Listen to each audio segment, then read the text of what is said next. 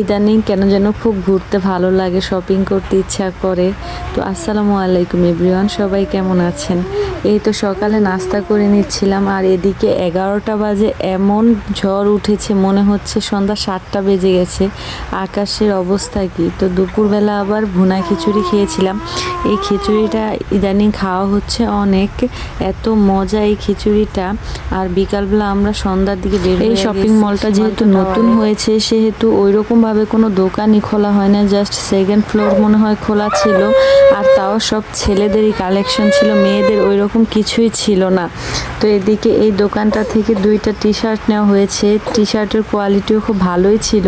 আর এই তো সাইরা তার চাচুর কোলে দুষ্টামি করতেছিল, ও যাকে দেখে তার কোলে যাওয়ার জন্য পাগল হয়ে যায়, আর এত লাইটিং দেখে সে তো মহা খুশি। তো এখন আমাদের কেনাকাটা প্রায় শেষ, তো এদিকে চলে আসতেছি, আর সাইডাকে একটু ভিডিও করে নিচ্ছিলাম।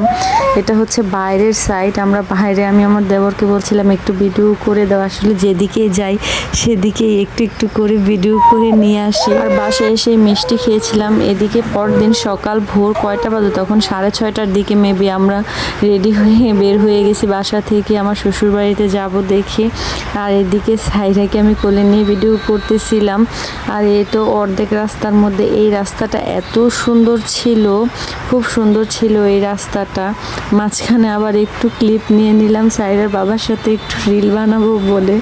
মাঝে রাস্তায় এসে একটু ব্রেক নিলাম আমরা চায়ের, যে একটু চা খেয়ে নেই। আর ওয়েদারটা যেহেতু অনেক ঠান্ডা ছিল, একটু চা না খেলে মনে হচ্ছিলই না। তো আমার শ্বশুরবাড়িতে এসে আমার শাশুড়ির হাতের আগে খিচুড়ি খেয়ে নিলাম বট দিয়ে। আর এই শাকগুলো কিনে নিয়ে আসছিল ভাজি করার জন্য। আর এদিকে এই মাছ ভুনা ছিল দুপুরের জন্য। আবার বিকালের দিকে লিচু খেয়েছিলাম। আর এই তো আমাদের সাইরা বিবির একটি ছবি। তো সবাই ভালো থাকবেন, আল্লাহ হাফেজ।